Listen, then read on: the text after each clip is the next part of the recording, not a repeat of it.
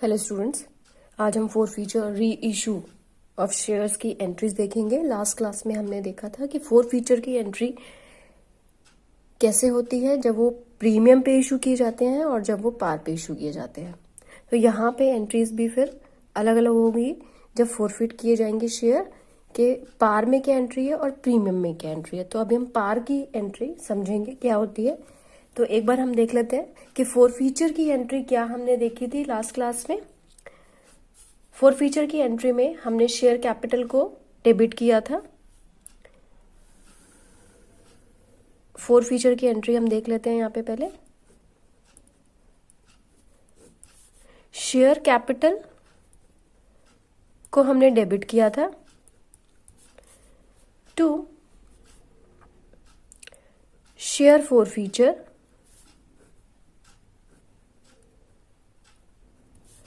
To further जो calls नहीं आई हैं, जैसे मानो कि फर्स्ट कॉल नहीं आई और फाइनल कॉल नहीं आई है, तो उसको ऐसे लिखा जाता है। ठीक है, लास्ट क्लास में हमने देखा था ये। तो ये फोर फीचर की एंट्री है जिसमें शेयर कैपिटल को डेबिट करना होता है। जो अमाउंट रिसीव हो गया वो शेयर फोर फीचर में, और जो अमाउंट रिसीव नहीं हुआ वो फर्स्ट कॉल, फाइनल कॉल, या फिर आप कॉल्स इन एरियर्स अकाउंट खोल के भी उसको डाल सकते हो। अब देखते हैं कि री इशू की एंट्री क्या होती है। री इशू की एंट्री, री इशू की एंट्री में जो शेयर्स हमने फॉरफिट किए हैं उन शेयर्स को बेचा जाता है। ठीक है, तो उसकी एंट्री करने के लिए जब शेयर्स बेचे जाएंगे तो इतना तो हमें समझ में आ रहा है कि भाई बैंक अकाउंट हमारा डेबिट होगा, क्योंकि शेयर्स बेचे जाएंगे तो पैसा आएगा, तो बैंक अकाउंट डेबिट किया जाएगा। ठीक है, टू शेयर कैपिटल, जब शेयर फोरफिट करते हैं तो शेयर कैपिटल डेबिट होती है, और जब शेयर इशू किए जाते हैं तो हम जानते हैं कि शेयर कैपिटल को क्रेडिट किया जाता है, क्योंकि क्रेडिट होने से ये बढ़ती है। ठीक है, तो ये एंट्री होती है बैंक टू शेयर कैपिटल।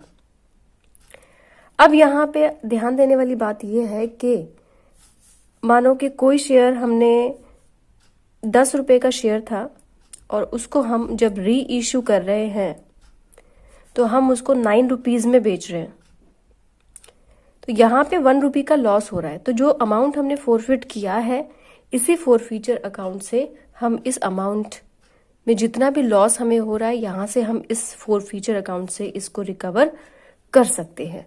ठीक है, तो इस केस में जब हमें यहाँ पे 1 रुपी का लॉस यहाँ पे हो रहा है, तो इस केस में हम क्या करेंगे, जो नुकसान है वो हम कहाँ से रिकवर करेंगे, शेयर फोर फीचर अकाउंट से। तो यहाँ पे share forfeiture account debit करना होता है, ये यहाँ पे आ जाता है आपका share forfeiture account debit. तो bank account debit, share forfeiture account debit to share capital. ठीक है, अच्छा, अब यहाँ पे एक एंट्री और होती है, वो यहाँ पे दूसरी एंट्री एक और की जाती है एंट्री यहाँ पे, वो है हमारी share forfeited account debit to capital reserve. ये दूसरी एंट्री यहाँ री इशू में की जाती है। देखो यहाँ पे ध्यान से समझो कि शेयर फोर फीचर में जो अमाउंट हमने जब्त किया वो आया, नुकसान की भरपाई के लिए हमने यहाँ पे रिकवर किया शेयर फोर फीचर अकाउंट से। लेकिन जरूरी नहीं कि हम सारा ही जो लॉस हमें हो रहा है री इशू करने पे हम सारा यहाँ से ले रहे हैं, हो सकता है उसमें कुछ बच गया हो, तो जो बच जाता है उसको हम कैपिटल रिजर्व में ट्रांसफर कर देते हैं। तो share forfeited account debit to capital reserve. ठीक है, फिर से समझो, शेयर फोर फीचर में सारा अमाउंट जब्त हुआ, लॉस रिकवर किया गया यहाँ से जितनी हमें जरूरत थी। ठीक है, बाकी जो बच गया उसको हम ट्रांसफर कर देंगे कैपिटल रिजर्व में। ठीक है, ये आपको मैं एक क्वेश्चन लेती हूँ, उससे आपको और अच्छे से समझ में आ जाएगा। आपकी स्क्रीन पे एक क्वेश्चन आ रहा है, टीएस का क्वेश्चन है 44। A company issue 10,000 shares 10,000 shares company ने इशू किए हैं। देन ईच 10 का एक शेयर है, 3 एप्लीकेशन पे, 3 अलॉटमेंट पे और 4 फर्स्ट एंड फाइनल कॉल पे। ठीक है, application, allotment, first and final call पे ये इंस्टॉलमेंट है हमारी। ठीक है, अच्छा अब क्या कहता है, अब कहता है कि भाई all amounts are duly received except the call money on 100 shares, these were subsequently forfeited by director and resold as fully paid up 500, give necessary journal entry for the transaction। तो हम इसमें सिर्फ फोरफीचर और reissue की entry करते हैं। तो forfeiture की अगर हम फोरफीचर की अगर हम एंट्री देखें, फोरफीचर, तो इस केस में 100 शेयर्स जो थे वो फोरफिट किए गए हैं। 100 शेयर्स फोरफिट किए गए हैं, 100 शेयर्स। अब इन 100 शेयर्स को फोरफिट कैसे करेंगे हम? ठीक है, फाइनल कॉल इन्होंने ये वाली कॉल नहीं दी है। ठीक है, अच्छा तो जैसा कि हम जानते हैं कि शेयर कैपिटल को पहले डेबिट करना होता है। ये एंट्री है हमारे पास, share capital account debit to share forfeiture to share final call. ये एंट्री क्यों ली हमने? ये इसलिए कि शेयर कैपिटल क्योंकि हम फोरफिट कर रहे हैं, डेबिट करेंगे। जो अमाउंट मिल गया है, जो अमाउंट हमने फोरफिट किया है, जो अमाउंट हमने शेयर होल्डर का जब्त कर लिया है, जो उसने पे कर दिया है, वो शेयर फोरफीचर में, और जो पे नहीं किया वो शेयर फाइनल कॉल में जाएगा। ठीक है, तो यहाँ पे देखो कॉल्ड हम पूरा किया है हमने। लास्ट क्लास में मैंने आपको समझाया था जितना कॉल किया हो वहां तक हमें जाना होता है, तो गया तो ये पूरा ही है। ये मांगा गया, ये इसने नहीं पे किया, यानी कि ये पूरा 10 तक गया है। तो यहाँ पे 100 इंटू 10 हमें लेना है। 100 इंटू 6 इसने दे दिया है और 100 इंटू 4 इसने नहीं दिया है। ठीक है, तो यहाँ पे आएगा आपका 1000, यहाँ 600 और यहाँ 400। ठीक है, तो ये थी फोरफीचर की एंट्री। अब हम करेंगे री इशू की एंट्री, और री इशू कह रहा है कि भाई resold as fully paid up 500, 500 रुपए में सारे शेयर बेच दिए। 500 रुपीज में सारे शेयर्स बेच दिए हैं। तो यहाँ पे हम देखें तो एंट्री हमें कहती है कि भाई आपको बैंक अकाउंट डेबिट करना है, और अगर कोई लॉस है तो शेयर फोरफीचर अकाउंट डेबिट करना है। अच्छा, यहाँ पे हम देखें कि लॉस हो रहा है या नहीं हो रहा। 1000 के शेयर्स 500 में बेच दिए हैं, तो सीधी सी बात है 500 रुपए का लॉस हो रहा है ना। तो शेयर फोरफीचर अकाउंट को डेबिट किया जाएगा। अगर 1000 का शेयर 1000 में बेच दिया जाता तो उस केस में कोई भी लॉस नहीं होता। ठीक है, लेकिन यहाँ पे लॉस हो रहा है, इसलिए हमने शेयर फोरफीचर अकाउंट को डेबिट करेंगे टू शेयर कैपिटल, क्योंकि हम कैपिटल इशू कर रहे हैं, शेयर इशू कर रहे हैं, कैपिटल बढ़ रही है इस केस में। अब 500 रुपए में सारे शेयर बेच दिए, तो 500 रुपए आप यहाँ एज इट इज लिख दोगे। 1000 तक वो गया था, यानी कि पूरा जो कैपिटल है कॉल्ड अप वो 1000 है।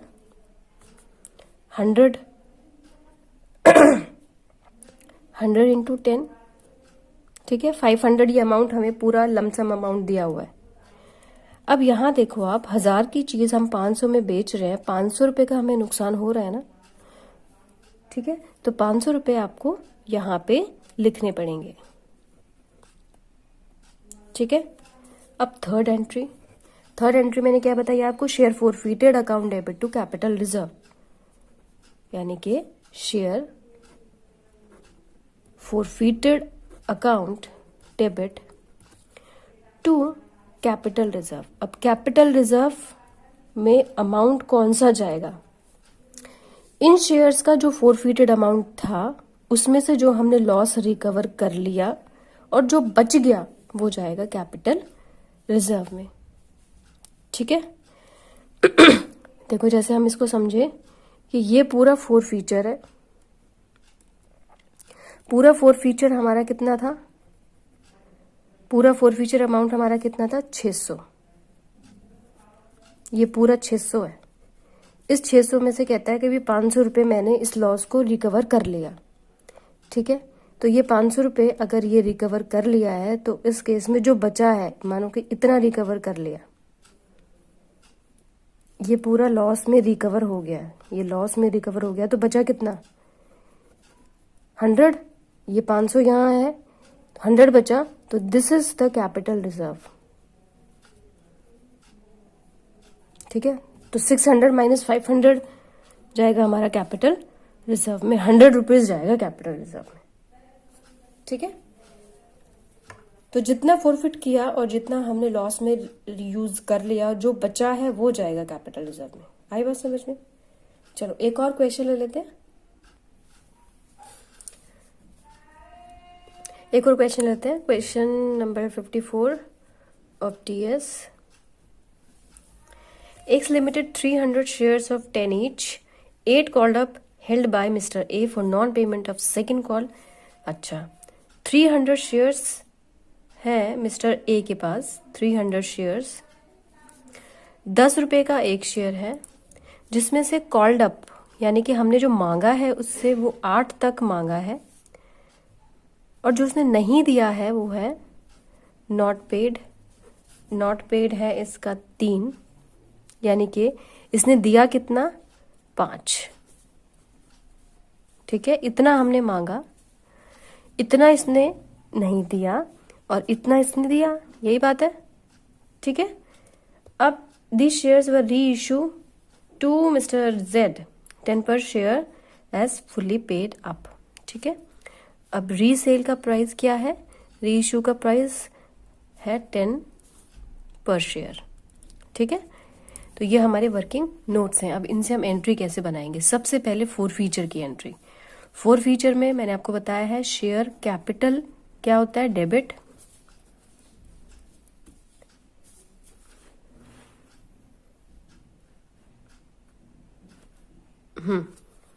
तो शेयर कैपिटल होता है डेबिट टू शेयर फॉरफीचर, यानी कि जितना अमाउंट मिल गया, टू, अब यहां पे फाइनल कॉल नहीं मिला, यहां पे for non payment of second call money, second call money यहां नहीं मिली है, तो यहां पे आप लिखोगे second call, second call account. ठीक है, तो कहां तक गया है, 300 शेयर्स है, तो 300 इंटू 8 जितना मिल गया, 300 जितना मिल गया यानी कि 5, 300 इंटू 5, और जितना नहीं मिला 300 इंटू 3, ये 3 रुपीज नहीं मिला, तो यहाँ पे आएगा आपका 2400, 1500 और यहाँ पे 900। ठीक है, तो ये एंट्री है हमारी फॉरफीचर की। अब हम करेंगे री इशू की एंट्री। देखो यहाँ पे कह रहा है कि भाई 10 रुपए का शेयर था और 10 रुपए में ही बेच दिया, तो कोई लॉस हुआ हमें? नहीं हुआ ना। तो जब लॉस नहीं होगा तो एंट्री में हम फॉरफीचर अकाउंट को डेबिट नहीं करेंगे, सिंपल एंट्री करेंगे bank account debit to share capital. ठीक है, सारे शेयर्स बेच दिए हैं, तो 300 इंटू 10, 300 इंटू 10, 10 रुपए का एक शेयर बेच दिया, 3000 यहां और 3000 यहां। ठीक है, अब जब हमें कोई लॉस ही नहीं हुआ, जैसे कि मैंने आपको बताया कि जितना भी फॉरफीचर होता है, जितना भी फॉरफीचर हो आप करते हो, फॉरफिट जितना भी जब्त होता है उसमें से जो लॉस रिकवर हम कर लेते हैं और बाकी अमाउंट हम कैपिटल रिजर्व में डाल देते हैं। लेकिन यहाँ तो कोई लॉस हुआ ही नहीं, इसका मतलब ये सारा ही कैपिटल रिजर्व है। जितना अमाउंट हमने फॉरफिट किया यहाँ पे सारा ही कैपिटल रिजर्व में जाएगा, है ना। जब कोई लॉस ही नहीं हुआ तो सारा का सारा अमाउंट कहाँ जाएगा, फॉरफीचर में। तो एंट्री हमारी क्या होगी अब, share forfeiture account debit to capital reserve. यहां पे 10 रुपए का शेयर 10 रुपए में बेच दिया, इसलिए हमें कोई लॉस नहीं हुआ, इसलिए सारा अमाउंट कहाँ चला जाएगा, कैपिटल रिजर्व में, क्योंकि अब इसकी जरूरत नहीं है, शेयर्स तो बेच दिए हमने, तो ये कैपिटल रिजर्व में चला जाएगा। ठीक है, तो कितना अमाउंट फॉरफिट किया था हमने, 1500, तो 1500 का 1500 आपका चला जाएगा कैपिटल रिजर्व में। ठीक है, एक और क्वेश्चन ले लेते हैं, इसी का सेकंड पार्ट है। Y limited 400 shares of 10 each, 400 shares हैं, 10 ईच, 10 का एक शेयर था, फुल्ली कॉल्ड अप यानी कि पूरा एंड तक ही कॉल किया गया। जैसे यहाँ पे हम 10 तक पहुंचे नहीं, ठीक है, यहाँ पे हम 8 तक ही पहुंचे, लेकिन यहाँ पे क्या है, फुल्ली कॉल्ड अप, पूरा कॉल किया गया, held by mister B for non payment of final call 4 per share, ठीक है। तो अब यहाँ पे अगर हम देखें तो कितने का शेयर है, 10 रुपए का शेयर है, ठीक है। कॉल्ड अप कितना किया गया, 10 ही किया गया, और नॉन पेमेंट, जो नॉन पेमेंट है वो है 4, यानी कि पे कितना हो गया, 6 पेड है, 6 पेड है, नॉन पेमेंट है 4, और कॉल्ड अप किया गया है पूरा 10, ठीक है, कॉल्ड, नॉन पेमेंट और paid. These shares were reissued to Mr. T at 12 per share as fully paid up. और रीइश्यू का प्राइस क्या है, रीइश्यू का प्राइस है 12 रुपए।